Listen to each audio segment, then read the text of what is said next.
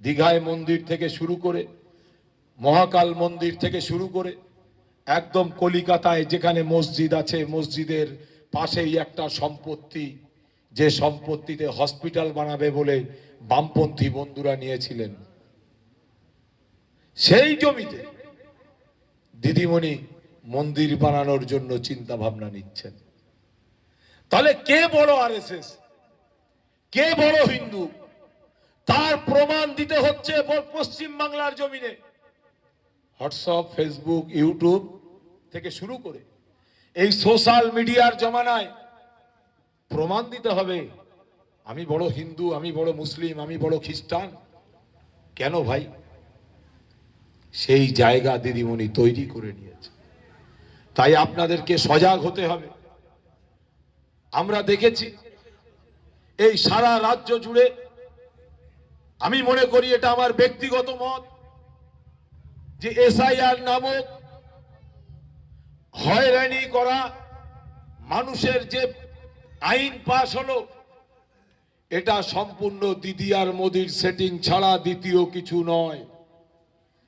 মানুষকে ভুলিয়ে দাও শিক্ষা চুরি, মানুষকে ভুলিয়ে দাও স্বাস্থ্য চুরি, মানুষকে ভুলিয়ে দাও কর্মসংস্থান নেই, মানুষকে ভুলিয়ে দাও নারিকেল তেলের দাম 112 টাকা, ভুলিয়ে দাও যত 2 নম্বরই ধান্দাবাজি, কাটমানি, তোলাবাজি সব ভুলিয়ে দাও, দিয়ে মানুষকে খালি লাইনে দাঁড় করিয়ে দাও।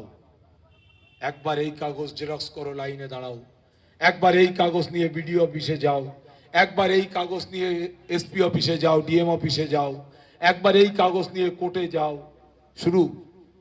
সারা বাংলার মানুষ সব দুর্নীতির কথা ভুলে গেল। এটা ভাবতে হবে যে মমতা ব্যানার্জির রাজনৈতিক প্ল্যানটা কি। আমরা বলছি এই কর্পোরেট স্টাইলে বিজনেসম্যানদের মতো রাজনীতি করা যাবে না। আমাদের রাজনৈতিক চিন্তাধারাটা পরিষ্কার। আমি বহু জায়গায় বক্তব্যের মধ্যে বলেছি, আজকের আপনাদের এই মাটিতে দাঁড়িয়ে বলে যাই, ইন্ডিয়ান সেকুলার ফ্রন্ট আমাকে মনোনীত করেছে প্রার্থী হিসাবে। আমি বলছি যে আমি প্রার্থী নয়। যদি বাদুড়িয়ার নাগরিক মনে করেন কুতুব ভাই প্রার্থী, তাহলে ভুল হবে। আমি বলছি বাদুড়িয়ার প্রতিটা নাগরিক ভাবুন যে আমরা নিজেরা প্রার্থী, তাই কুতুব ভাইকে জেতাবার জন্য যেটা করলে হয় সেটা আপনাকে করতে হবে। আমরা বলছি প্রার্থী আপনারা, প্রার্থী বাদুড়িয়ার জনগণ, যদুরাটির জনগণ, খাসপুরের জনগণ। আপনি বলবেন ভাই এটা কিভাবে সম্ভব? হ্যাঁ, এটাই সম্ভব। আমরা বলছি বাংলার মানুষ, বাদুড়িয়ার মানুষের প্রতিনিধিত্ব করতে এসেছি। তাহলে ভোট দেওয়ার মালিকটা কে? বিধায়ক বানানোর মালিক কে? এমএলএ বানানোর মালিক কে? আমরা বলছি এমএলএ বানানোর মালিক বাদুড়িয়ার মানুষ, বাদুড়িয়ার জনগণ, বাদুড়িয়ার পাবলিক, বাদুড়িয়ার মা বোন। তাহলে মা বোনরা যদি, বাদুড়িয়ার জনগণ যদি এমএলএ বানানোর ক্ষমতা রাখে, তাহলে এমএলএ এর পরিষেবাটা পাওয়ার জন্য এমএলএ এর বাড়িতে কেন যেতে হবে? এমএলএ এর অফিসে কেন যেতে হবে? এমএলএ এর দরবারে কেন যেতে হবে? আমরা বলছি আপনারা যদি আমাদের প্রতিনিধিত্ব করার সুযোগ দেন, তাহলে আপনার পরিষেবাটা আপনার বাড়িতে পৌঁছে দেওয়ার দায়িত্ব আমাদেরকে থাকবে এবং আমরা সেটা নেব। আমাদের প্রচার গাড়িগুলো ঘুরছে, তাতে পরিষ্কার আমরা বলে দিয়েছি বিধায়কের পরিষেবা জনগণের বাড়িতে পৌঁছে যাবে। জনগণ ভোট দিয়ে খাম চিহ্নকে যদি জেতায়, তাহলে জনগণের পরিষেবা জনগণ বাড়িতে বসে পাবে, এটা আমরা গ্যারান্টি দিচ্ছি। আমরা ছাড়া দ্বিতীয় কোন রাজনৈতিক দল বলতে পারবে না। তারা বলবে কিভাবে? তারা তো জানে আমরা রাজনীতি করতে এসেছি, ফান্ডিং করব 10 কোটি, তুলবো 20 কোটি, বিজনেস। দেখছেন না ব্যানার কত, ঝান্ডা কত, দোকানদারের দোকানের সামনে এত পরিমাণে ঝান্ডা লাগানো আছে যে দোকানদারের মুখটা পর্যন্ত দেখা যাচ্ছে না। কি আছে না? ভুল বলছি?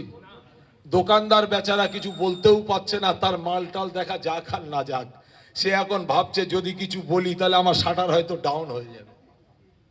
হ্যাঁ, এটা ভাবছে তো। তো বাবা দরকার নেই কিছু বলার, তোর যত লাগানো খুশি তুই লাগা, আমার কোনো যায় আসে না বলছে। আর দোকানদার যে নিজে মনে মনে ঠিক করে নিয়েছে যে আমরা ভোটটা এবার কোথায় দেব সেটাও আমরা ঠিক টাইমে ঠিক সময় বুঝিয়ে দেব।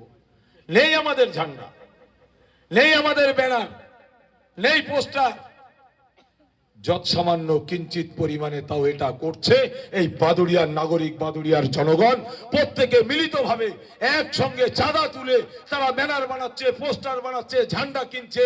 অতএব বাদুড়িয়ার নাগরিক হিসাবে, বাদুড়িয়ার প্রতিনিধি হিসাবে আমি মনে করি আমার জয় নিশ্চিত হয়ে গেছে।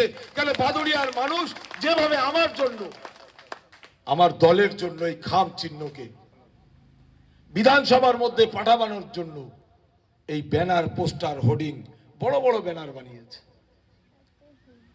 তাহলে ভাবুন এরা নিজেরাই চিন্তা করছে যে না, যে ব্যক্তির ইন্ধনে দিলীপের স্কুলের মানে বুকের খাঁচায় লাথি খেতে হয়েছে, যে ব্যক্তির কারণে, যে ব্যক্তির ইন্ধনে ভোট লুট হয়েছে, সেই ব্যক্তিকে আর আনা যাবে না, এটা তারা ভাবছে। আর তৃণমূলের মধ্যেও নেতা যারা আছে, যারা প্রতিনিধি আছে, জনপ্রতিনিধি, তারাও চিন্তা করছে যে এবছরে এই প্রতিনিধিত্ব আমি করছি, এটা আগামী দিন করতে পারবো কি তার ঠিক নেই। কেন টিকিটটা যদি আমি নেই তাহলে আমাকে কলা দিতে হবে, তার কোনো ঠিক নেই। এটা তারা ভেবে নিয়েছে। কেন ভাবছে? দলের দায়িত্ব থেকে যদি লক্ষ লক্ষ টাকা, কোটি কোটি টাকা তোলাবাজি করে, তাহলে এমএলএ হলে কত টাকা তোলাবাজি করবে এবং কত টাকা মেম্বারদের কাছ থেকে নেবে আগামী দিন টিকিট দেওয়ার জন্য, এটা তারা চিন্তা ভাবনা করছে। তাই প্রত্যেকটা নাগরিক, আমি এতদিন ধরে প্রচার করছি, একটা ভাই শুধু আমাকে বলল যে ভাই তৃণমূলে ভোট দেব, তোমার আইএসএফ এ ভোট দেবো না। একটা ভাই সামনাসামনি বলেছে। আমি বললাম সাবাস বেটা, এদিকে আয়। বলে তাকে সাইডে নিয়ে আবার ছবি তুলে নিয়েছি। নিয়ে আমি তাকে বললাম তোমার যে চিন্তাধারা, তোমার যে মন মানসিকতা ভালো, অসুবিধা নেই, তুমি তৃণমূলেই ভোট দিও, তাতে আমাদের কোনো যায় আসে না। কিন্তু আমি তোমার কাছে এসেছি, ভোটে দাঁড়িয়েছি, সবার বাড়িতে যাওয়াটা আমার অধিকার আছে, সবার কাছে যাওয়ার অধিকার আছে, সেই জন্যই এসেছি। বলে বসো চা খাও। একদম সাথে সাথে বলছে বসো চা খাও।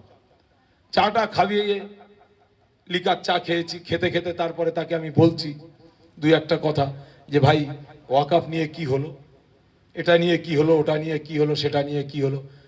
ও তখন আমাকে মুখে এরকম হাতটা দিয়ে বলছে চুপচাপ চুপচাপ খামে সাপ, চুপচাপ খামে ছাপ। আমি অবাক হয়ে গেলাম। যে ব্যক্তি আমার হাত ধরে বলছে যে ভাই হবে না খামে ভোট, সেই ব্যক্তি বলছে চুপচাপ খামে ছাপ। তখন আমাকে যে ভাইরা নিয়ে গেছে তারা হাতটা ধরে আমাকে বলছে ভাই চলেন, কাজ মিটে গেছে। ভাবুন, এই বাদুড়িয়াতে আমি এর আগেও বক্তব্যে বলেছি, রেকর্ড ভোট হবে, রেকর্ড ভোট হবে। এবং এই বাদুড়িয়া বিধানসভা আশপাশের বেশ কিছু বিধানসভা থেকে রেকর্ড ভোটে খাম চিহ্নকে নিজের প্রতিনিধি বানিয়ে, নিজের বাচ্চা, নিজের মা, নিজের জন্য খাম চিহ্নকে প্রতিনিধি বানিয়ে এই বাদুড়িয়ার আওয়াজ, বাদুড়িয়ার কণ্ঠ আমাকে বানানোর জন্য তারা 29 তারিখে এবং 4 তারিখে রেজাল্টের পরেই তারা দেখিয়ে দেবে যে আমরা রেকর্ড ভোটে খাম চিহ্নকে জিতিয়েছি। এটা তারা দেখিয়ে, ওরা প্ল্যান নিয়েছে খামের মতো দেখতে অনেকগুলো, 8টা, কজন মোট 16 জন ক্যান্ডিডেট, তার মধ্যে 8টা ক্যান্ডিডেট হচ্ছে তৃণমূলের। কটা ক্যান্ডিডেট? 8টা ক্যান্ডিডেট তৃণমূলের। আর ওরা যে সিম্বল গুলো নিয়েছে সব খামের মতো দেখতে, কেউ ইট, কেউ টিন, কেউ বাক্স, কেউ আপনার ক্যারাম বোর্ড, এসব নিয়েছে। কেন? এই বোকা মুসলমান ভেবে যে এরা যাতে খাম মনে করে এখানে ওখানে ভোট দেয়, এটা ওরা চিন্তা ভাবনা করেছে। কিন্তু ওরা জানে না যে 6 নম্বরটাও আমার ভাইয়েরা চেনে, এটা ওরা জানে না। কেন 6 নম্বর ইভিএম মেশিনে খাম চিহ্ন, সেই খাম চিহ্নে যে বাদুড়িয়াবাসী ভোট দেবে এটা তৈরি হয়ে আছে, এটা ওদের মনে নেই, ওদের মাথায় নেই। মানুষকে আর কত বোকা ভাববে। আবার দাঁড় করিয়েছে, তার মাথায় টুপি আছে, জীবনে মনে হয় টুপি মাথায় দেয়নি, কিন্তু এখন টুপি মাথায় দিয়ে ছবি তুলে ওখানে ছবি লাগিয়ে দিয়েছে। আবার হালকা দাড়ি আছে, এরকম দেখে দেখে নাম আবার এক, আমার নাম কুতুবুদ্দিন, তারও নাম কুতুবুদ্দিন, এরকমও করেছে। তাহলে ভাবুন কত রকমের প্ল্যান নেবে। প্রথম প্ল্যান নিল, বলল ঝান্ডা বাঁধতে দেওয়া যাবে না, যদিও ঝান্ডা বাঁধে তাহলে ওটাকে খুলে দাও। এখানে ক্যামেরা হচ্ছে, মিডিয়া আছে, আমি সকলের সামনে বলছি, এই বাদুড়িয়াতে আগামী দিন যদি আমার কোনো একটা ঝান্ডা, একটা পোস্টার যদি কেউ ছেড়ে, যদি কেউ খোলে, একবার আমাকে তার নামটা জানাবেন। তার বাপের নাম যদি ভুলিয়ে না দিতে পারি আইনের মাধ্যমে, তাহলে আমি রাজনীতির ময়দান থেকে সরে যাব, খালি তার নামটা জানাবেন। হ্যাঁ, তাদের মতো তো আমাদের ব্যানার ঝান্ডা নয়। আমাদের ব্যানার ঝান্ডার মধ্যে তিলে তিলে মাথার ঘাম পায়ে ফেলে পয়সা জমিয়ে একটা ঝান্ডা কিনতে হয়েছে, একটা পোস্টার বানাতে হয়েছে। এই ডাবলা ভাই কোথায়? আসলে জিজ্ঞাসা, এই ডাবলা ভাই কত কষ্ট করে, মেহনত করে। আপনার এলাকার প্রচুর মানুষ আছে, বলুন। এ ভাই আমার বাড়ি চেনে, আমার এলাকায় যায়, তো যখন ওই ডাব টাপ কেটে বয়ে সাইকেলে করে, ভ্যানে করে নিয়ে আসে, তখন ভাবি যে এই মানুষগুলো গাছের থেকে, মানে আমি আমার জীবনে 1-2 বার ডাব গাছে উঠেছি, বুঝলেন, তা একবার ডাব গাছে উঠে আর নামতে পারিনি, মানে ঠ্যাং ট্যাং কাঁপছে অটোমেটিক। তা আমি সেই সময় থেকে ভাবি, এনারা যখন গাছে ওঠে, আমারও যদি নারকেল গাছে ওঠে, তা আমি বলি ভাই সাবধানে, জিজ্ঞেস করুন। এটা হচ্ছে এত কষ্টের কাজ যে উঠে আর নামতে পারছি না, মানে কাঁদছি হাউ হাউ করে। আমার মা, আমার আব্বাজি সবাই মিলে আবার মইটই জোগাড় করে দিয়ে তারপরে আমাকে নামিয়েছে। ভাবুন, ভাবুন আপনি, এত কষ্ট করে আজকের এই প্রোগ্রামটা অ্যারেঞ্জমেন্ট করেছে, এখানে ঝান্ডা কিনেছে, ব্যানার বানিয়েছে, বানায়নি। এখানে অনেক কর্মী ভাইয়েরা আছে, অনেক কর্মী ভাইয়েরা আছে, চাঁদা দিয়েছে, 10 টাকা 5 টাকা দিয়ে চাঁদা দিয়েছে। তা তারা যদি এত কষ্ট করে বাগজোলায় যে এখানে ওখান থেকে জোগাড় করে এগুলোকে বানায়, আর সেগুলো যদি ছিঁড়ে দেয়, তা থানার সামনে যে বসতে আমার সমস্যা আছে বাপ? এই বলো, বসতে বাধা আছে? আমি বলছি এখানে ভোট লুট হওয়ার আর দিন নেই। নির্বাচন কমিশনার যদি ভোট স্বচ্ছভাবে করায় খুবই ভালো, যদি না করায়, কিভাবে ভোট করাতে হয় সেটা বামপন্থী আইএসএফ এবং আমি ভালোভাবে এটা জানি, ভোট কিভাবে করতে হয়। একটা যদি কারুর বাড়িতে হুমকি দেয়, 20 তারিখের পর থেকে একটা শুরু হতে পারে, যদি হুমকি দেয়, তার নাম, তার বাপের নাম, তার বুথ নাম্বারটা আমাকে জানাবেন, বাকিটা আমি বুঝে নেব। কেন এই লড়াইয়ের ময়দানে নেমেছি, এই জীবনটাকে মা বাবার কাছ থেকে, স্ত্রীর কাছ থেকে, পাড়া প্রতিবেশীর কাছ থেকে বিদায় নিয়েই বাদুড়িয়া বিধানসভায় দাঁড়িয়েছি, এটা মাথায় রাখবেন। কাফনের কাপড় মাথায়, মানে উমরা হজ থেকে এসে একদম কাফনের কাপড় বাড়িতে রেডি আছে, কোনো সমস্যা নেই, ভয় পাওয়ার কোনো জায়গা নেই, আর ছেড়ে দেওয়ারও কোনো জায়গা নেই। কেন এই লড়াই অস্তিত্ব বাঁচানোর লড়াই। এ লড়াই শুধু ঈমান ইসলামকে বাঁচানোর নয়, জাতিকে বাঁচানোর লড়াই। যদি লোভী হতাম, ভাই জানে, কোটি কোটি টাকার মালিক হয়ে যেতে পারতাম। যদি লোভী হতাম, চাকরি নিয়ে ঘরে বসে যেতে পারতাম। যদি লোভী হতাম, তৃণমূল দলে নাম লেখাতাম। যদি লোভী হতাম, তাহলে আলেম মানুষ, মোল্লা মৌলবী মানুষ মিলাদ মাহফিল করে, আরো তদবির তাগেদা করে কোটি কোটি টাকা রোজগার করে ঘরে বসে থাকতে পারতাম। করিনি ভাই। কেন? আমাকে আব্বাস সিদ্দিকী ভাই আর আমরা এক ক্লাস ফ্রেন্ড, একসঙ্গে পড়াশোনা করেছি। তো বড় ভাই যেদিন আমাদেরকে এই রাজনৈতিক ঝান্ডা, রাজনৈতিক সচেতন করলেন, তারপর থেকেই 2021 নির্বাচন হাড়োয়াতে বোম্পিং হলো, আমার উপরে মারধর হলো। তৃণমূলরা ভেবে নিয়েছিল মনে হয় আর এখানে ঢুকবে না, আমি তার পরের দিন সকালবেলা সেই মোড়ে চা খেয়ে সেখান থেকেই আবার প্রচার শুরু করেছিলাম, এরই নাম কুতুবউদ্দিন। তাই আপনাদেরকে বলবো, ভয় পাওয়ার কোনো জায়গা নেই, কারণ আমরা বিক্রি হতে আসিনি। সৃষ্টিকর্তা জানে, মাওলা জানে যে কাদের জন্য, কি জন্য আমাদের লড়াই, আমাদের সংগ্রাম।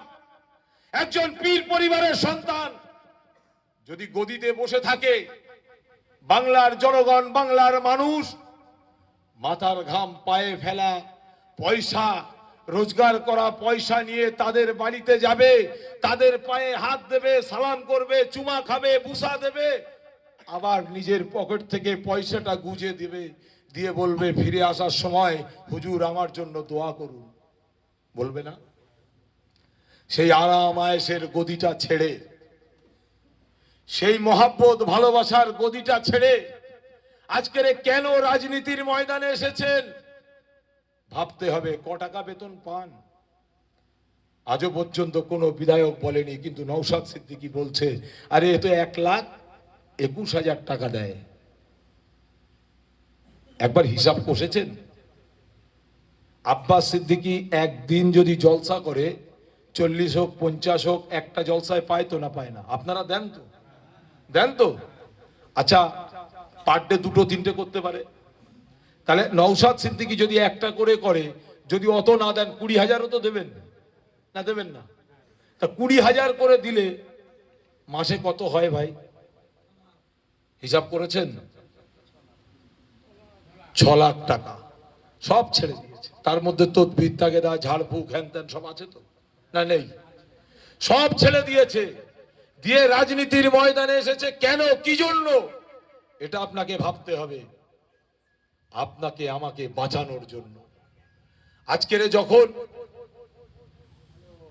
বিভিন্ন জায়গায় সংখ্যালঘু সম্প্রদায়, গরিব অসহায় মানুষগুলো যখন বিপদের মধ্যে থাকে, যখন দাড়িওয়ালা টুপিওয়ালার উপরে দড়ি বেঁধে পুড়িয়ে দেওয়ার চিন্তা ভাবনা হয়,